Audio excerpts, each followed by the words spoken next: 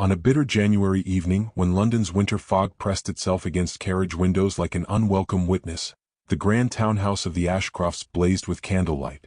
Crystal chandeliers scattered gold across polished marble floors. Violins drifted through drawing rooms heavy with roses imported at extravagant expense. Nobility arrived draped in velvet and pearls, eager for diversion during the final weeks of the season. Yet beneath the elegance, beneath the rustle of silk and the practiced civility of titled guests, anticipation carried a sharper edge. Society had gathered not merely to celebrate, but to observe.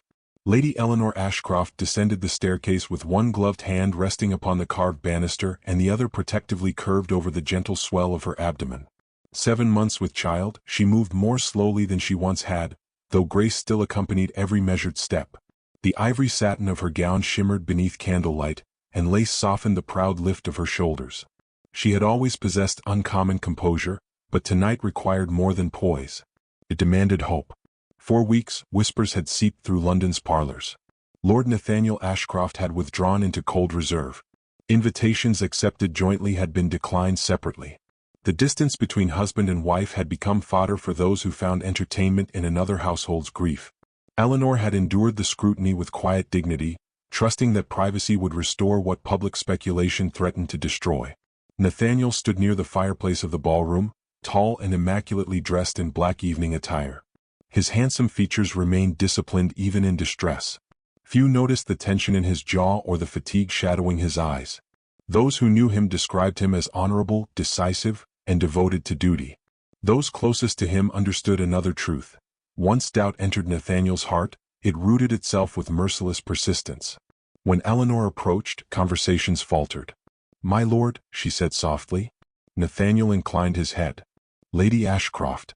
The formality struck her with unexpected force. Before she could speak further, a gentleman emerged from the crowd carrying a folded document. Nathaniel accepted it with visible irritation. His eyes moved swiftly across its contents. The color drained from his face. Around them, musicians continued playing, oblivious to the fracture widening within the room. Eleanor observed the transformation with growing unease. "Nathaniel?" she asked. He lifted his gaze to hers. Pain flashed there first, then disbelief, then something far more dangerous. Guests sensed the shift instinctively. Laughter diminished. Fans stilled. Curiosity sharpened into attention. "Where did this originate?" Nathaniel demanded. The messenger hesitated. "It arrived anonymously, my lord." Eleanor frowned. "What has occurred?" Nathaniel's fingers tightened around the letter. Every lesson in restraint, every instinct toward discretion, seemed to wage war within him. Yet humiliation possesses a peculiar cruelty. It seeks witnesses. He spoke clearly enough for half the ballroom to hear. "The child you carry," he said, "is not mine." Silence descended with devastating completeness. Eleanor stared at him. The orchestra faltered into stillness. Somewhere, glass shattered against stone. She searched her husband's expression for evidence of jest, anger, confusion, anything but conviction. What she found instead was wounded certainty. "Nathaniel," she whispered, "you cannot mean such a thing." "I mean precisely what I have said." A murmur rippled outward. Lady Pembroke lowered her fan only slightly before murmuring to her companion. An elderly viscount glanced toward the exits with visible discomfort. Servants fixed their eyes upon silver trays as though etiquette alone might erase what had transpired. Eleanor felt every stare. Not because they accused, because they judged. Victorian society forgave cruelty more readily than it forgave scandal. Straightening her spine, she faced her husband fully. "A woman's honor," she said, her voice remarkably steady, "once doubted becomes a spectacle for those who never possessed one." Nathaniel's expression flickered. For one suspended moment, regret threatened his resolve. Then pride reclaimed it. "If there exists an explanation," he replied, "I have yet to hear one sufficient to dismiss what has been placed before me." Shock gave way to hurt. Hurt gave way to understanding. He had already rendered judgment. Eleanor lowered her gaze briefly to the child beneath her heart. The infant had quickened that morning.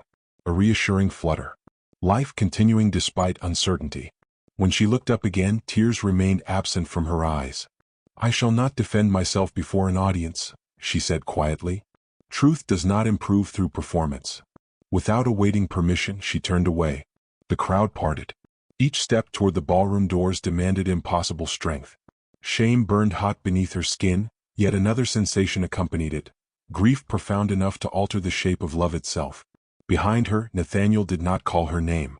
Outside, winter air greeted her with merciless honesty. A footman hurried toward the awaiting carriage. Eleanor paused upon the townhouse steps, breathing carefully against the ache tightening within her chest. As she prepared to leave the only home she had known since her marriage, Mrs. Hawthorne, the elderly housekeeper who had served generations of Ashcrofts, emerged carrying a small velvet-wrapped parcel. Her weathered hands trembled as she pressed it into Eleanor's grasp. "His late mother instructed me to give you this," she whispered, tears brightening tired eyes. "Only if the family ever failed you." Eleanor looked down at the mysterious packet, then back toward the illuminated windows where laughter had cautiously resumed. Inside those walls, her husband had shattered her world with 7 devastating words. Yet hidden within her hands rested one final gift from a woman who understood the cost of surviving such ruin. Clutching the parcel against her abdomen, Eleanor stepped into the waiting carriage. As horses stamped impatiently upon frost-covered cobblestones, she allowed herself one final glance toward the townhouse. Somewhere behind those glowing windows stood the man she still loved and no longer recognized. The wheels lurched forward. London disappeared behind gathering mist, carrying with it certainty, reputation, and the fragile future she had once imagined before suspicion taught love to fear itself and mercy to hesitate at all costs. Winter settled heavily upon the countryside as Eleanor Ashcroft exchanged London's glittering cruelty for the quiet austerity of Rosemere Cottage. The modest stone house stood at the edge of a frost-covered meadow several hours from the city, sheltered by ancient oak trees whose bare branches scraped against gray skies. It had belonged to Nathaniel's mother, a woman remembered for gentleness and uncommon wisdom. Eleanor had visited only twice during her marriage. Never had she imagined arriving as an exile. The household consisted of little more than Mrs. Brindle, a practical widow with capable hands, and Thomas, an aging gardener who spoke more easily to roses than to people. They welcomed Eleanor without curiosity. In a world intoxicated by gossip, their restraint felt like kindness. Morning routines soon replaced the frantic rhythms of London society. Eleanor read beside the hearth, embroidered tiny garments for the child she still awaited with fierce devotion, and walked slowly through dormant gardens whenever weather permitted. Sorrow remained a constant companion, yet grief possessed its own discipline. There were meals to eat, letters to answer, and a life growing beneath her heart that demanded perseverance. One snowy afternoon, she unwrapped the velvet parcel Mrs. Hawthorne had entrusted to her. Inside rested a pearl brooch shaped like intertwining lilies, its surface luminous despite age. Beneath it lay several neatly tied letters and a leather-bound journal softened by decades of handling. Eleanor hesitated before opening the first page. The elegant handwriting belonged to Lady Margaret Ashcroft. As firelight flickered across ink faded by time, Eleanor discovered a voice both intimate and startlingly familiar. Margaret wrote of courtship, marriage, and the suffocating expectations imposed upon women of rank. She described loneliness concealed behind impeccable manners. Then the journal shifted. Rumors had once questioned the legitimacy of her own infant son, Nathaniel. Eleanor's breath caught. Margaret recounted evenings spent defending herself against insinuations too polite to name directly. She wrote of acquaintances who smiled publicly while circulating suspicion privately. Most devastatingly, she confessed that her husband had hesitated before offering unwavering support. Not because he lacked affection. Because society had taught men to fear humiliation more than injustice. Eleanor closed the journal briefly, tears threatening at last. The parallel felt almost unbearable. Generations separated them, yet their wounds mirrored one another with haunting precision. Outside Rosemere Cottage, London's appetite for scandal intensified. Newspaper columns hinted at discord within the Ashcroft marriage without identifying participants outright. Drawing rooms transformed speculation into recreation. Invitations previously addressed to Eleanor ceased altogether. Women who had praised her elegance now expressed pity sharpened by satisfaction. Within Ashcroft House, Nathaniel confronted absence. Her music no longer drifted from adjoining chambers. No correspondence awaited him upon breakfast trays. The library retained traces of her presence. Pressed flowers tucked between novels, forgotten gloves abandoned upon window seats, and the faint lavender fragrance clinging stubbornly to upholstery. He told himself he had acted responsibly. He had confronted betrayal. He had defended honor. Yet certainty proved increasingly elusive. The anonymous letter remained locked within his desk. Each rereading revealed frustrating inadequacies. Assertions appeared dramatic rather than factual. Timelines contradicted established events. Details any intimate observer should have known were conspicuously absent. Doubt, once directed toward Eleanor, began turning inward. During an afternoon consultation, Nathaniel encountered Dr. Whitcomb, the family physician whose service extended back 2 generations. "You appear unwell, my lord," the older man observed. "I find myself troubled by circumstances requiring discretion." Dr. Whitcomb regarded him steadily. "Discretion and avoidance are not identical virtues." Nathaniel stiffened. "You presume much." "Age grants one certain liberties," the physician replied. "Certainty founded upon gossip has buried more happiness than any graveyard in England." The words lingered long after their conversation concluded. That evening, Nathaniel entered the nursery prepared months earlier in anticipation of fatherhood. Moonlight illuminated painted wooden animals awaiting childish hands. Tiny garments occupied drawers Eleanor herself had arranged. His chest tightened unexpectedly. He remembered her laughter upon selecting wallpaper, her quiet insistence that love mattered more than titles, the tenderness with which she had guided his hand against her abdomen when their child first moved. Memories refused alignment with accusation. Unable to silence growing unrest, Nathaniel instructed his solicitor to ensure Rosemere Cottage lacked for nothing. Coal deliveries increased. Medical expenses were prepaid anonymously.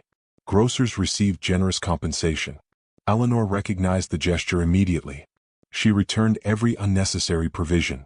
"I require fairness," she informed the messenger politely, "not absolution purchased through convenience." When Mrs. Brindle questioned her decision, Eleanor rested both hands protectively over her stomach. "If kindness arrives only after condemnation," she said, "it cannot yet be called repentance."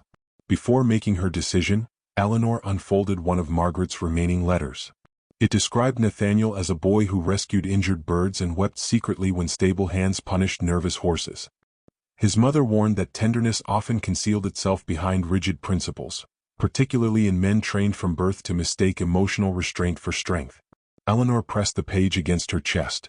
The man who had humiliated her before London's elite was also the man who had once memorized her favorite poems and waited anxiously outside sick rooms whenever she suffered so much as a fever.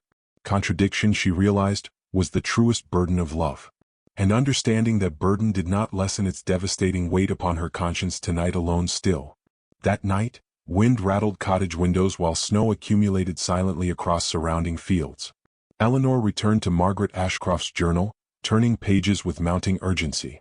Near its conclusion, she discovered an envelope secured beneath a faded ribbon. Across its surface appeared Nathaniel's name. The handwriting remained unmistakably maternal. Below it, a single instruction had been carefully inscribed.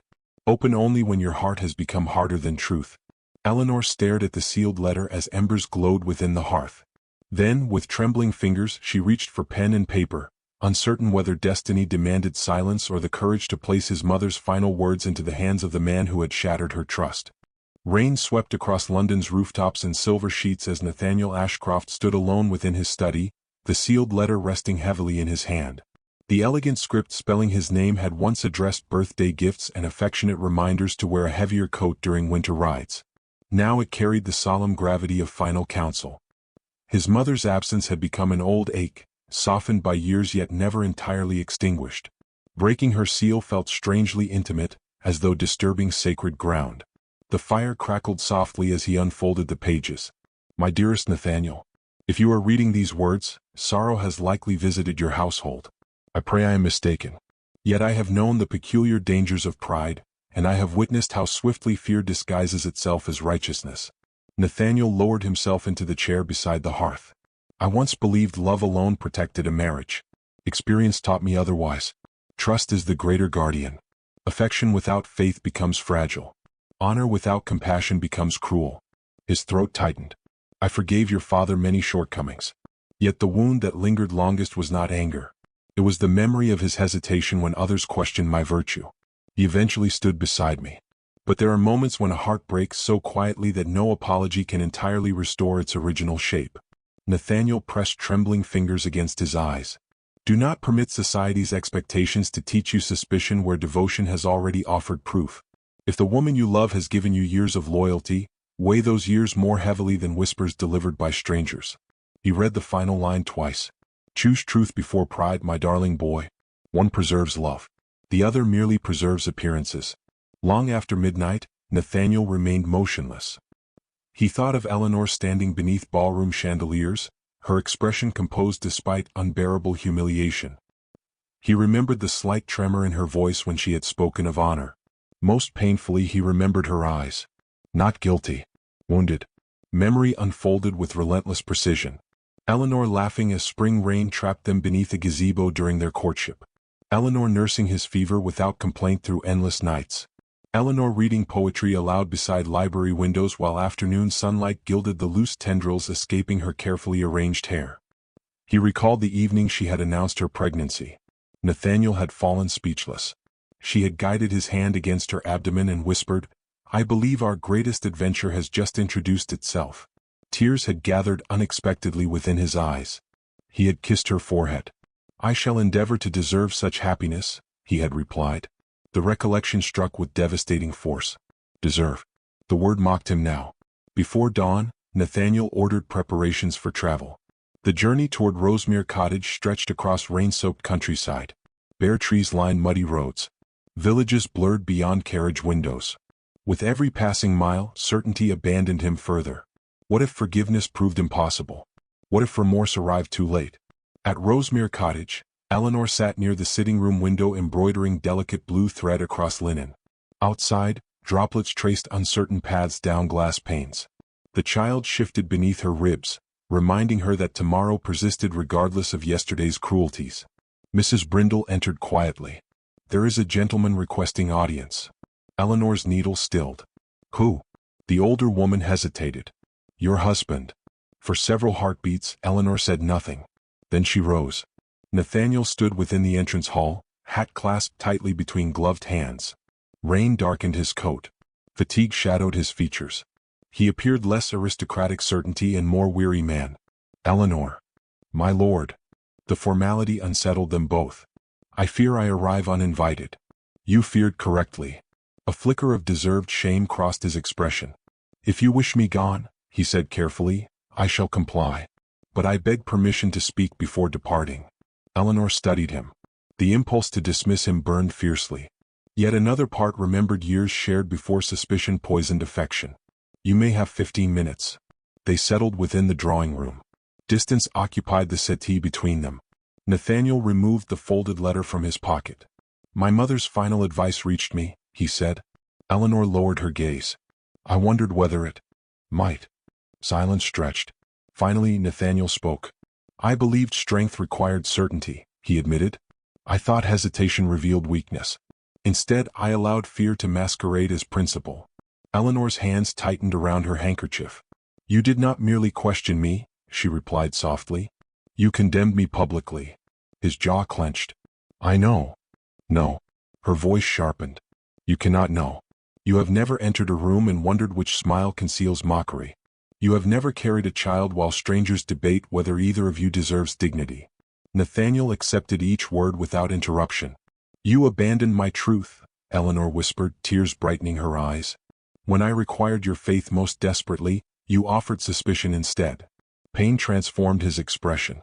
"I possess no defense worthy of those injuries." She stared at him.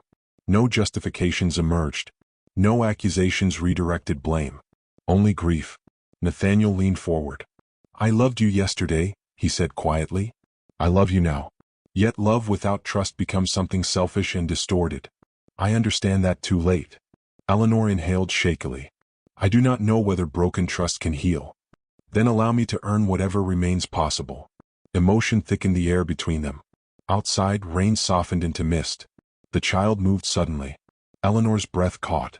Instinct overruled resentment as Nathaniel rose halfway from his chair. "Are you unwell?" Their eyes met. Care lingered there. Familiar. Dangerous. Carefully, Eleanor placed her husband's hand against the place where life fluttered beneath her heart. The baby kicked. Nathaniel froze. Wonder overwhelmed devastation. Tears slipped freely down his cheeks. For one suspended moment, husband and wife existed beyond scandal. Then urgent knocking shattered the fragile stillness. Mrs. Brindle hurried into the drawing room, her face pale with alarm. "There is a gentleman at the door," she announced breathlessly. He insists the matter concerns the accusations against Lady Ashcroft. Nathaniel straightened immediately. What does he want? The housekeeper hesitated. He claims, she said carefully, to know who authored the anonymous letter that destroyed your marriage.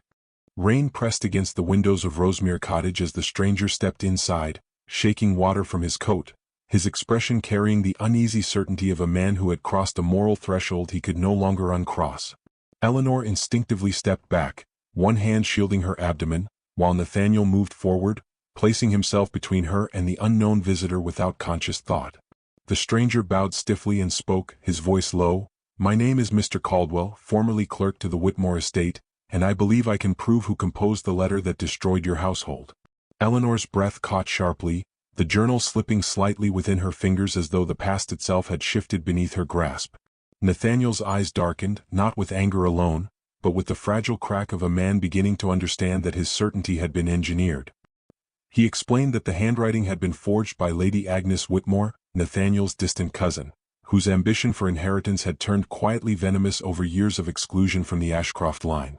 A heavy silence filled the room as Mrs. Brindle crossed herself instinctively, and Eleanor felt something colder than grief settle into the space where trust had once lived. Nathaniel demanded proof, his voice breaking for the first time since childhood memory had taught him to conceal vulnerability beneath command. Caldwell produced sealed correspondence, ledger entries, and a confession extracted from a dismissed maid who had been bribed into delivering the original letter at the Ashcrofts' winter ball. Eleanor stepped forward despite trembling limbs, her composure fractured yet still dignified, as if dignity alone could shield her from the collapse of everything she had believed. Nathaniel looked at Eleanor then, truly looked, as though seeing not a wife accused but a woman he had failed so completely that language itself seemed insufficient. The clerk admitted he had been approached anonymously with payment far beyond his station, instructed only to observe the Ashcroft household and deliver misinformation at the precise moment of maximum vulnerability. Eleanor realized then that her suffering had been orchestrated not by fate, but by deliberate human calculation disguised as social concern. Something inside Nathaniel finally shattered, not toward Eleanor but toward the family name he had once believed synonymous with honor. He ordered that every Whitmore be summoned to Ashcroft House before dawn, his voice now carrying a controlled fury that left no room for refusal. By morning, the great hall of Ashcroft House was filled once more, though this time the chandeliers illuminated not celebration but reckoning. Lady Agnes Whitmore entered last, her smile carefully composed, her eyes betraying only the faintest flicker of unease as she assessed the gathered tension. Nathaniel stepped forward, holding the original letter aloft, and asked her with terrifying calm whether she recognized her own handwriting. For a heartbeat she did not speak, and in that silence the entire lineage of Ashcroft power seemed to hang suspended. Then she laughed softly, insisting it was absurd to suggest she would jeopardize her own family's reputation for inheritance, though her voice betrayed strain. Caldwell stepped forward and placed the signed confession upon the marble table, its ink unambiguously confirming her orchestration of the entire scheme. Eleanor felt the room tilt as truth finally aligned with suffering, every whisper she had endured collapsing into a single unbearable clarity. Nathaniel turned to the assembled guests and declared that no title, inheritance, or reputation could outweigh the injustice done to his wife and unborn child. Lady Agnes's composure finally fractured as murmurs rose around her, the certainty of her social standing dissolving into irreversible disgrace. Eleanor looked at Nathaniel, seeing not the man who had condemned her, but the man now willing to stand in ruin beside her truth. Her silence stretched until even the fire seemed to hesitate, and Nathaniel feared that forgiveness might never come.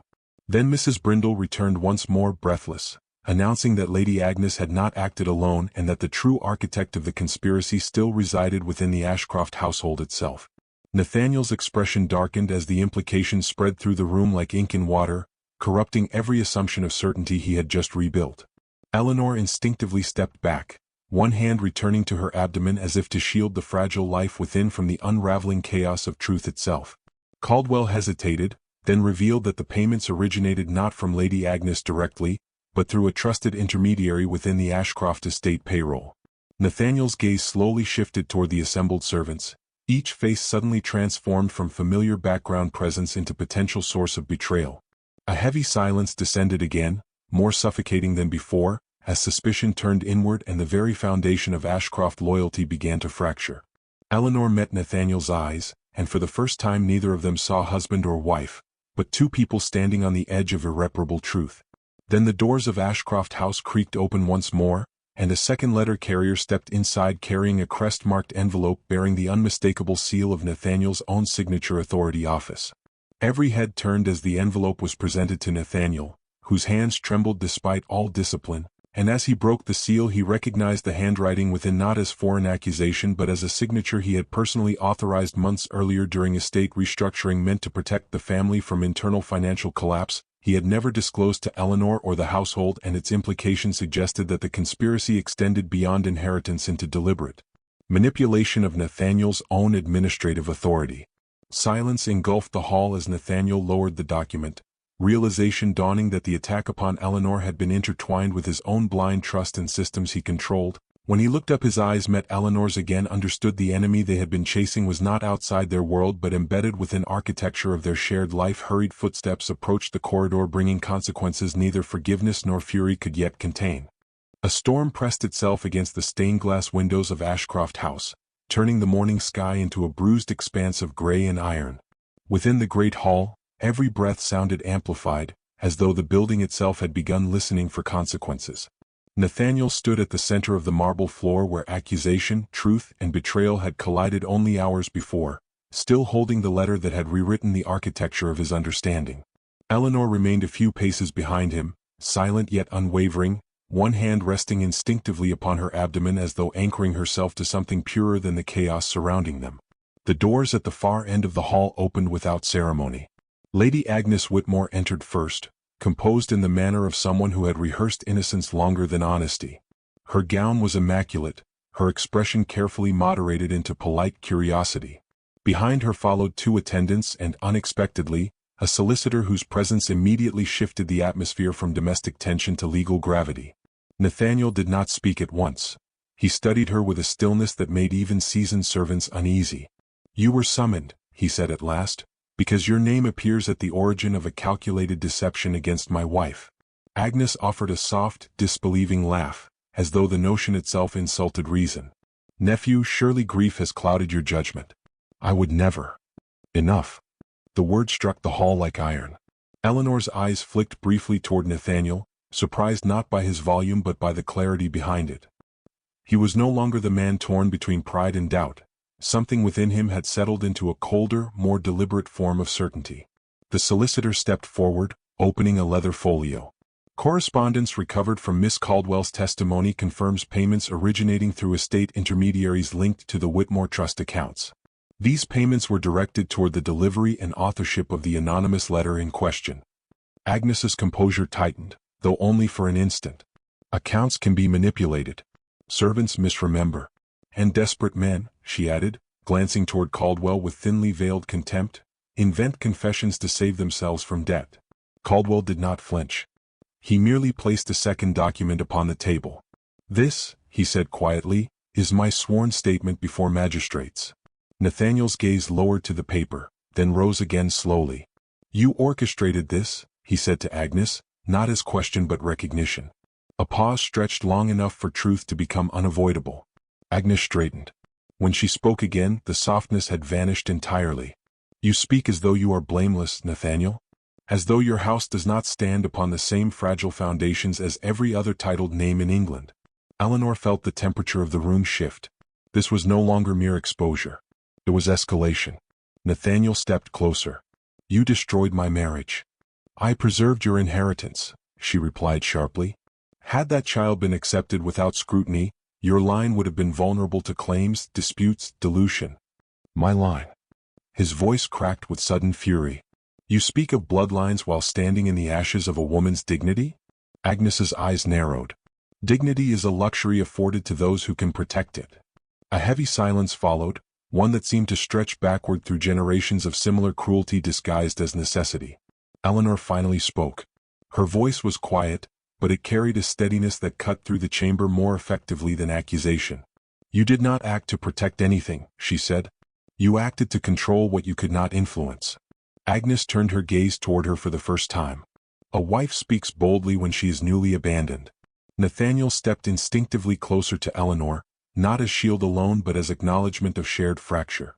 "You will leave this house," he said to Agnes. "Today." Agnes smiled faintly. You cannot remove me from your family, Nathaniel. I am blood. She, a subtle tilt of her head toward Eleanor, is circumstance. The word landed with cruel precision. Eleanor did not react outwardly, but Nathaniel saw it. The minute tightening of her jaw, the controlled breath, the way grief attempted once more to rise and was forcibly restrained. Then Caldwell spoke again unexpectedly. There is more, he said. All eyes turned toward him. Agnes's expression sharpened. You have already said enough. But Caldwell continued. The payments did not originate solely from the Whitmore Trust. A ripple of confusion passed through the room. Nathaniel's eyes narrowed. Explain. Caldwell hesitated, then placed a final ledger on the table. They were routed through accounts temporarily assigned under Ashcroft estate authorization during financial restructuring. Signed by Lord Ashcroft himself. For a heartbeat, no one moved. Eleanor slowly turned toward Nathaniel. He did not understand at first. Then understanding struck with such force that his hand instinctively opened, releasing the earlier letter onto the marble floor. That is impossible, he said, though the words lacked conviction even as they left him. The solicitor stepped forward carefully. My lord, during the restructuring period 6 months prior, you authorized delegation of discretionary financial oversight to ensure stability during your London expansion investments. Nathaniel's mind recoiled through memory, searching for clarity. He remembered signing documents late at night, trusting clerks, trusting systems, trusting that control equaled safety. Eleanor took one step back. Not from fear of him. From the implication forming between them. You did not know, she said softly, not as accusation but as painful realization. Nathaniel's voice dropped. No. But truth had already begun constructing itself around them, indifferent to denial. Agnes watched this unraveling with a sharp, almost satisfied stillness. How poetic, she murmured. The man who demanded certainty now discovers he built the cage himself. Nathaniel turned sharply toward her. Do not twist this. I did nothing but observe, she interrupted. You saw it. You trusted. You delegated. I simply ensured the consequences aligned with opportunity. Eleanor's breath trembled for the first time. So you used his decisions as leverage. Agnes inclined her head slightly. Every house of power collapses from within.